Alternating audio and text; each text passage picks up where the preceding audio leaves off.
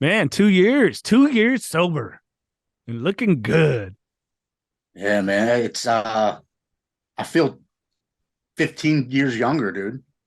Right? It's odd how that works, huh? Yeah. I mean, physically, mentally, spiritually, I just feel as if I have so much more energy to do stuff now and the willingness to do it. I got a theory, Tim. Here's my fucking theory. We spent so long stunting our growth in every way possible that now that we're not, it's like, oh, this is the abundance of life. Okay. So this is what it's all about. Yeah, man. Dude, yeah, no, it's a trip. I was doing the math and I was like, man, we've known each other a year and a half. Yeah, man. And dude, I think you were like the fourth podcast I did, Mm. and I just did my 101st. So talking to you today is 102, and I just don't understand how that is how I did that. And all I did was just started messaging people, and people wanted to hear what I had to say, which is amazing to me because when I first started this and I first talked to you, I didn't think anybody would even care about my message or my story because everybody has a story.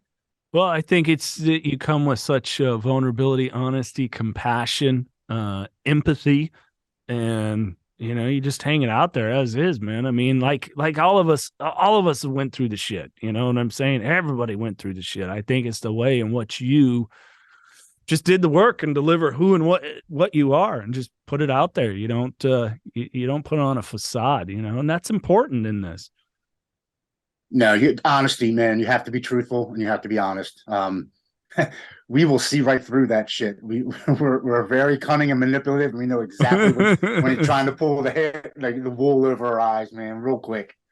Speaking of that, and of course, don't name names, but I've been finding and going through this more lately that it's not just my people in recovery when it's the pulling the wool over my eyes. It's everybody. It's everybody. And so it's like, yeah, my perception and how I see things has changed a lot. No, it is. I read something the other day. It says it's not when somebody stabs you in the back. It's when you turn around and see he's holding a knife. Mm, That's what hurts. mm, And it's been a lot of close people, man. Family, mm. friends that were people that I thought were friends. Sure. And my sobriety is, I'm gonna say, I don't know if it's offensive to them or it's scary to them, but it maybe it makes them look at themselves. I think that's part of it. And my other belief is that oftentimes there's people that want us to get sober, or they want us to stop using, but they don't want us sober. You know what I'm saying? Like they want us to Right. be the same person. They don't want us to kill ourselves with a substance, or in your case, a rope, or in my case, a car, but they don't want us to change. They want the same person that they can maybe push boundaries or whatever it is that it's when you change, it's like, why they say change, you got to change the whole dynamic with the family. It's not just the addict, the whole family, changes. And I think there's just people don't like that shit. Yeah, when we finally put our foot down and we do set boundaries, they're like, "Wait a second, what?" You're like, "No, I'm not doing that anymore. You're not talking to me like that anymore. You're not treating me like that anymore. And if you are doing that, then you and I are not going to be crossing paths anymore." Yeah. And they're like, "What? What the hell just happened?" Yeah, reality. I'm not I'm not that person anymore. All right.